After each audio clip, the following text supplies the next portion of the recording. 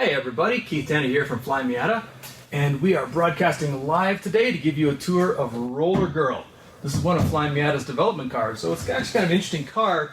It's not as dramatic as some of the others, but I find it a really interesting car to talk about and to look at just because of what it does and what it represents. I'm just going to start off before we get into the tour. We're going to do a quick little virus update just so everyone knows. We are shipping parts. We're shipping parts like crazy. Miata parts are very popular right now. But also because Miata parts are popular right now, our customer service department is slammed. The poor guy's answering emails, all of our texts.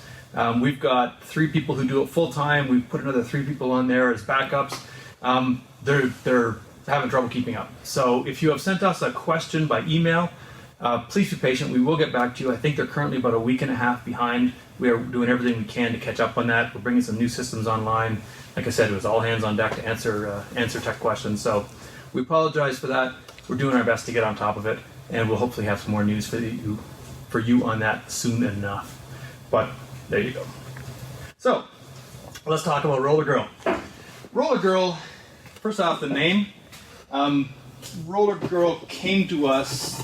It was a local car at in Grand Junction near Flyin Miata that one of our shipping staff purchased. Amber, our shipping manager, bought herself a nice little fun runabout. And it was this little silver 2000, I think it's 2002. And she didn't need it anymore. She was looking to get rid of it. We had it up for sale. And then realized, this is actually be a really good development platform. It's just a good, clean, straight NV. So we decided to keep it in Flyin Miata. Flyin Miata bought it from Amber. And Amber is, or has been, a roller derby competitor. She's hilarious. She's got roller derby tattoos all over the place. And her roller derby name was Internal Combustia. And so we decided to name this car Rollergirl in her honor. And then we realized afterwards Rollergirl is also one of the characters in Boogie Nights. One of my personal favorites, but that is not where the name came from. So anyway, that's Rollergirl because of Rollergirl's history.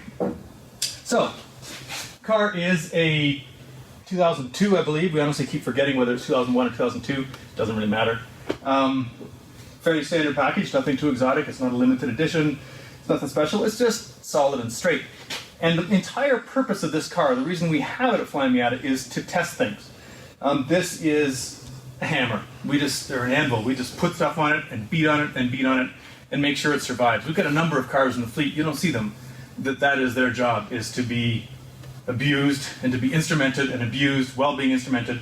And test out new stuff, and they're always having parts taken off and put back on again.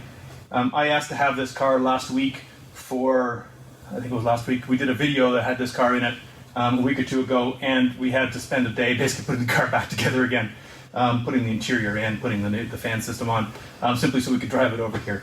And it's not maybe as clean as some of the cars do, because some of the cars are, because of its nature. We have cars that are destined to be customer facing. Captain Bob, for example, if you look on our channel, you'll see that we have a video tour of Captain Bob, who is made to be a supermodel and show off its stuff on the catwalk. Rollergirl is the one in the background doing all the hard work. So let's start with what's under the hood.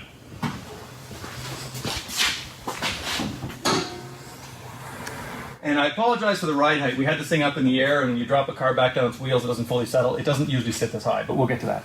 So under the hood, what we see is a CARB legal Stage 1 turbo kit from Flyin Miata, one of our exclusive parts. This basic kit is something we've been selling this fundamental kit since about 2006. It's been undergoing constant revisions thanks to cars like Rollergirl. And it is, of course, CARB legal, which is very important. I don't believe there's another turbo kit on the market that is CARB legal for this car. So there you go. If you live in California or if you live anywhere where emissions are a question, and honestly, technically, all through the US, this is the only answer to you. The turbocharger is a 2560. It's a good match to a stock engine. The engine management is our Voodoo box that we talked about last week. And that means that the power level on this car is right about 200 at the wheels. That's limited by the stock injectors, but that's a power level this thing can run for decades on safely. The turbo hardware, the turbo system, if it ran a different ECU, it could run more power. Change some injectors, put on an aftermarket engine management. This is a 250 rear wheel horse setup with no other changes. But for our purposes, we try to keep it representative of what we sell. And because this is a fairly new car to us, we only built this car I think it got the turbo installed. Well, you've seen the turbo installed. It's on our YouTube channel. You can watch Mike over the course of many hours, while talking, put this turbo on. So you've seen this turbo be installed. But because this car is such a fresh development car to us, it is basically state of the art. This is the good stuff. This is what we sell right now. So it makes it a very nice car to drive because it hasn't been developed to death. So the obvious one, we have our turbo system. Starting out front, it also has a prototype of a new radiator. This is going to be coming available.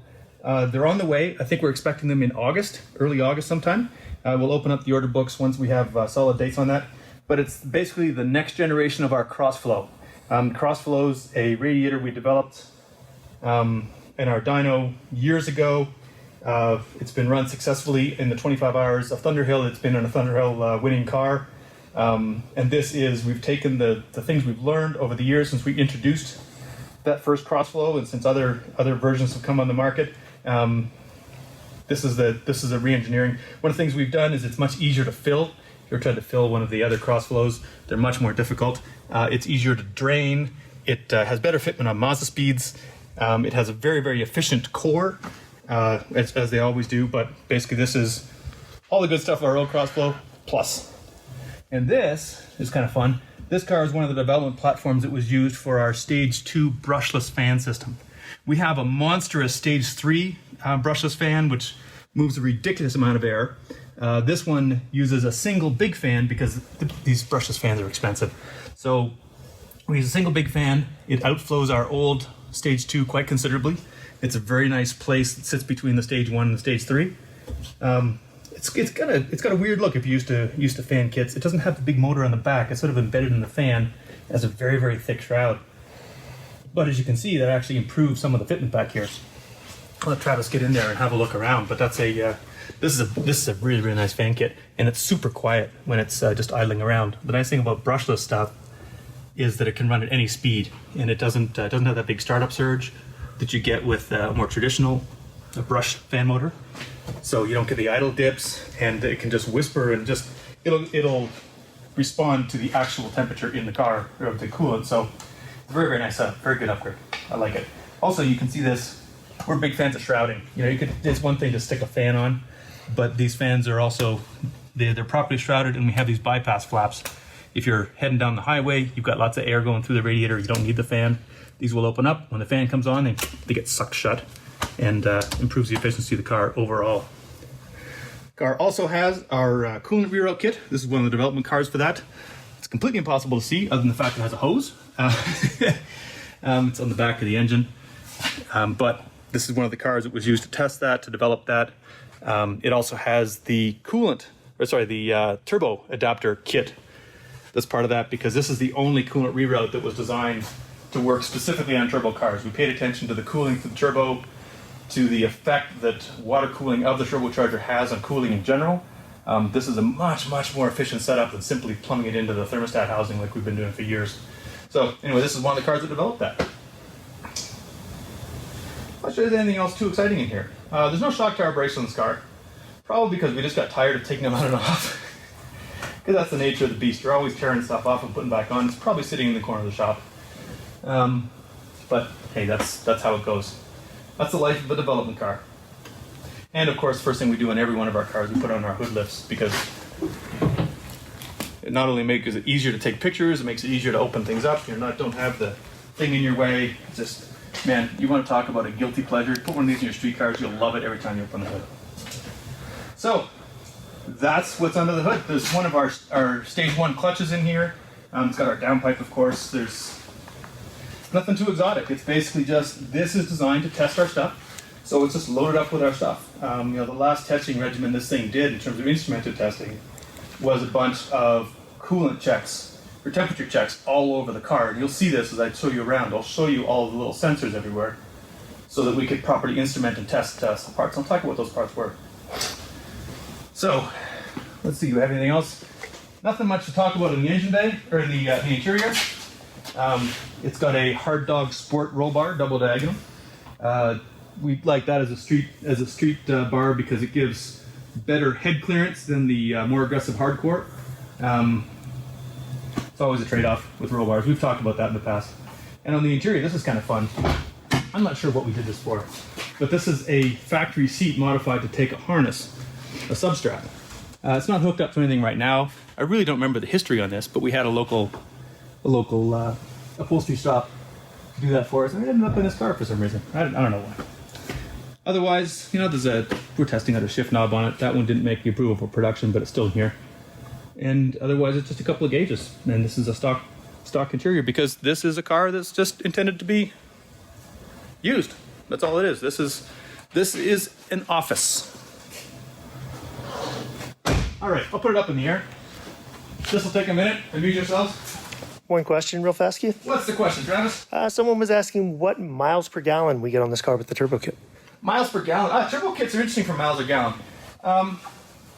If you're using the power, your fuel economy is going to suffer. That is, the first couple of tanks are always bad tanks. Once you settle down, you get that out of your system. If you're on the highway, if you're cruising, it'll usually do maybe 1 mile a gallon better than stock, and that's because there's absolutely no intake restriction. The turbo is helping just a little bit.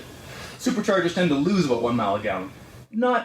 It's not a big difference in either case, but we do see that. Just a little bit better highway mileage.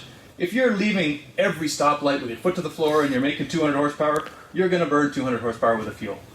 But whenever you're out of boost, you're going to find that your fuel economy is very much the same as it was in stock. So, turbos are great that way.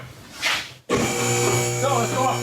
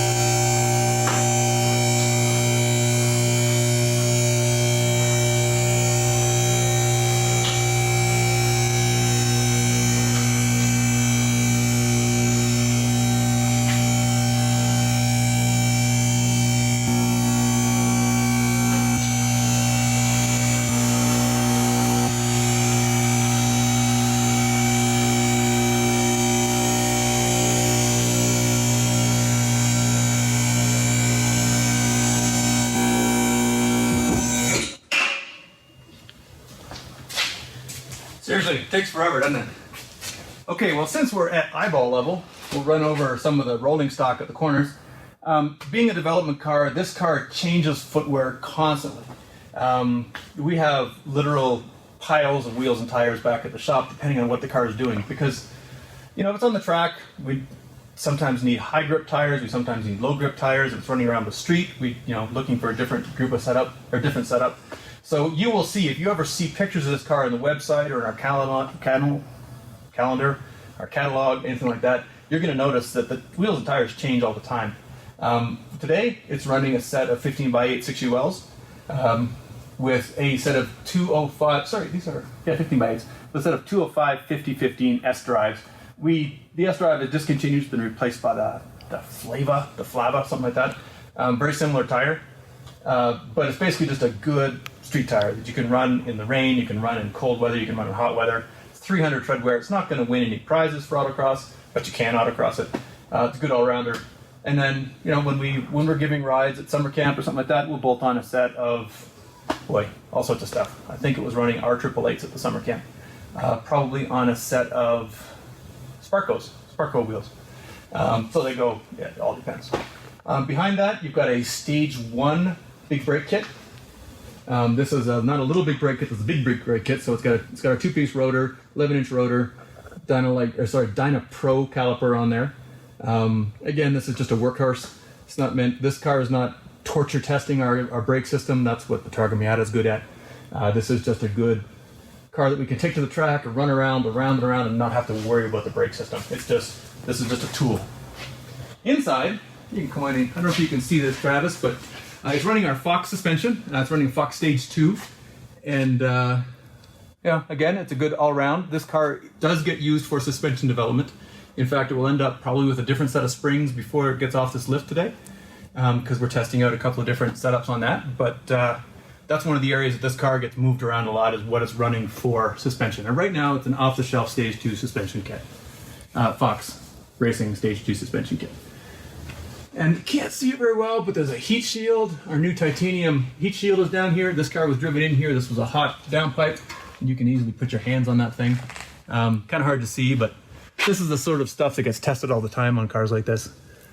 And here, if we look around, look at that. There's temperature sensors. There's a transmission temperature sensor. There's a transmission tunnel temperature sensor tucked up here. There's another temperature sensor in front of the intercooler, which you can't really see, but it's just tucked up in here. This whole car is instrumented. I think there's one in the diff too.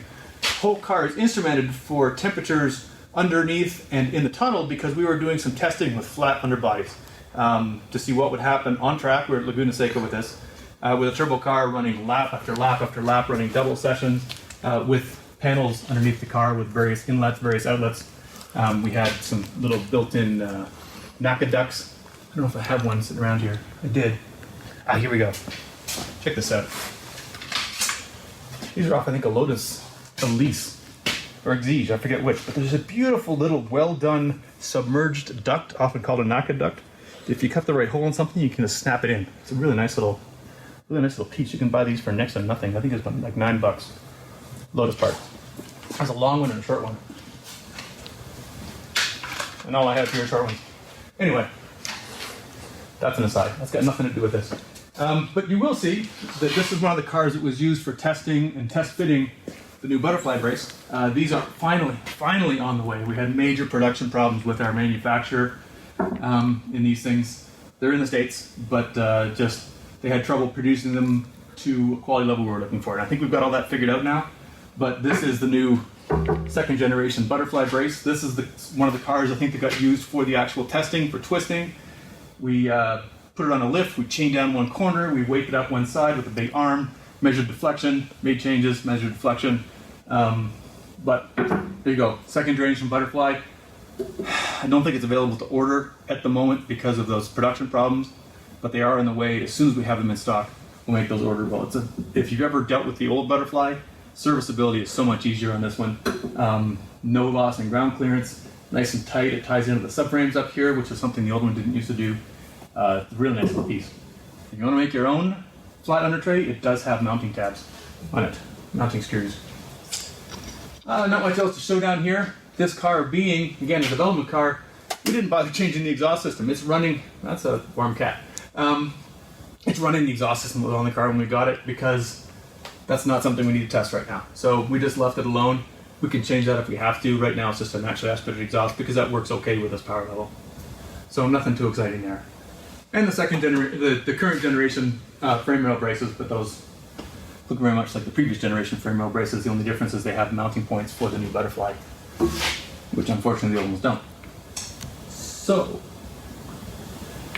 I'm not sure what else I have to talk about this. Do we have any questions, Travis? No other questions so far. Yeah, we have answered all the questions there are to know about this car. It's basically, like I said, it's an anvil. This car is built just to be driven, to be tested, to be instrumented, to be torn down, to be put back together. And when you're doing something like that, you want to make sure that the only thing you're really pushing is the thing you're testing. Like those brakes, for example. You know, if we're testing temperatures inside the transmission tunnel, we don't want to have to be worrying about the brake. So it's got that brake upgrade simply so this can be a nice, solid, reliable test bed. Same thing with our ND, one of our ND Turbo Miatas. It's got a built transmission on it because that's not the strongest point on the NDs. And our goal is not to test transmission strength on that car, so we basically just took it out of the equation. This car may someday get a built motor for that, although with the power levels we're working with these days, that's not really important. But if this was pushing the limits, we would build the motor so we can push the limits and not say, hey, at what point does a factory rod turn into a pretzel? We don't want to know that right now. That's not what we're testing, so we take that out of the equation. I think that's about all I got going on. This is one of the unsung heroes. This is the sort of car, probably very dark down here. This is the sort of car that exists to bring you the parts that you love. Its life is not to be glamorous. Its life is just to be torn apart and beat on and tested and modified and torn down and repeat as necessary. We have done this. We have a 1995 M edition that we bought brand new that has been doing that for 25 years now. We have a 1990 that's been doing it for about 30. We bought one of the first Mazda speeds that came out so we could do that. We bought 3 NDs so we could do that. We have an NC that was originally Mazda's press fleet that we do that to. It's had probably 6 engines by this point as we tried different things out, and it's had at least 3 different kinds of forced induction over the years, and counting. So yeah, these are the cars you don't see, but they're the ones working in the background. Yeah, just to get to the parts we need. So if we don't have any questions, if you do have a question, get it in there quickly. But if we don't have any questions, I will move along. Travis, do you remember if there were any questions we haven't addressed? Wheels and tires, seats, miles per gallon. It's a running joke of Flyin Miata. Every time we put up a picture of a car, it's like, what wheels are on those things? Like, okay, so the wheels today, that's what they are today. Tomorrow, they'll be different. A little off topic, but I do remember somebody asking how much horsepower a stock block will take. What was a stock head? Actually? Stock head. How much horsepower will a stock head? I guess it depends what you mean by stock. Like a stock casting or one that's been modified with better flow. Head limitations are not so much a matter of when you go past them they explode. It just gets harder and harder to get more power until you address the head. Generally speaking, if I'm going to have the head off for something else, if I'm building the bottom end, I'll flow the head, I'll do a valve job, I'll do a little porting and polishing, that sort of thing. But I wouldn't bother taking the head off to do that on an otherwise stock engine. So the engine will take it. This car may have upgraded valve springs. I don't recall if we upgraded the valve springs or not. And that would be mostly just for reliability, so we can hammer on it. We can run it at 7,000 RPM for days at a time and not have to worry about it. It's not an important factor in this car, so I don't remember. I'll bring it down and we'll show off the engine bay again because that's where the cool stuff is.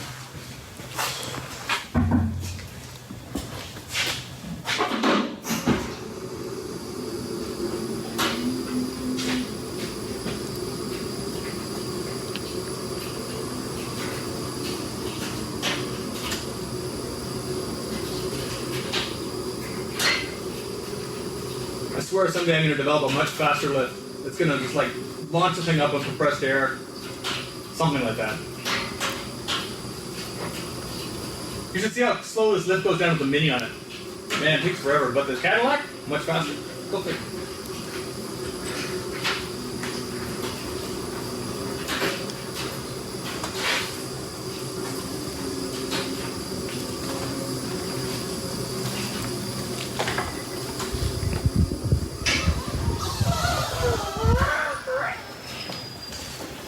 There we go. If you're wondering why these headlights have that weird sheen to them, I think it's just a headlight protector stuck over top. That's the sort of thing we honestly don't know much about because it came on the car. This was a kind of a nice car when we got it. It did have some very personalized seats, which is one of the reasons why I ended up with seats it did. They were a little, well, let's just say they weren't to everyone's taste, but more importantly, they were slippery because they were leather. So this is part of the, if you're looking at just bits and pieces, this is part of the fans. This is an auxiliary relay to basically feed the power this thing needs when it's really going crazy. There's our relocation kit. There's a sensor, another temperature sensor back here that is used to tell the fan kit, because this thing has its own separate brain, what the coolant temperature is, so that the fan can run in closed loop. It can say, okay, exactly where's the temperature and where's it going. And you just can't see the reroute. It's back there. I can see it. Here's a cool thing. Look at that. There's our 3D printed replacement dipstick handle.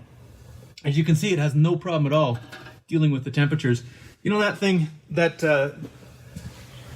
material we use, the onyx material we use for that 3D printing, has a heat deflection temperature where it starts to soften at about the same boiling point as DOT3 wet brake fluid. So basically, this thing has a higher melting temperature, I guess, than this does, for example, this reservoir. So it's a great, that's a very nice beat, very comfortable too. Here's an interesting, actually I'll show you this just because it's here, interesting thing about this new radiator, and we'll do a full rundown on the radiator when it happens. But we actually have to replace the mounting clips because we put this fill cap inside the new upper mount. I've never seen that anywhere else, so it's kind of a cool thing. And I'll show you one other thing, just because this is a sport non-ABS car. It has the big booster. This look at the size of this brake booster. It's about that thick. It's a double diaphragm. It gives very, very high levels of assist, but it means you can't use our brake booster, brake master support brace, I think we call it that, because it's got this monster booster. You can play all sorts of really neat interchange games with the boosters and the master cylinders and play with how you want your pedal to feel. But this is just factory right now. We haven't messed with it. These big ones are relatively unusual, but they're notably large. That's why I mentioned this, because I just noticed it jumped out at me. That thing is a beast. I probably got, if I thought about this, I would have brought out another one to show you, but the normal ones are about that thick. Anyhow, if you have any questions, throw them in the comments. We will answer them in the comments. Or put them up right now. You've got moments. Type. We will do our best to answer them, and we will be back next week with something else. We haven't decided what it's going to be yet. A couple of different options. Might give you a shop tour here. We might show you some good tools. Tell you the difference between different kinds of screwdrivers from Miata, which is more important than you think. Give you a car tour or something else. Something a little weird. Who knows? Anyhow, thanks for your attention. Everyone have a good weekend. We will see you next week. This is Keith Tanner from Flyin Miata.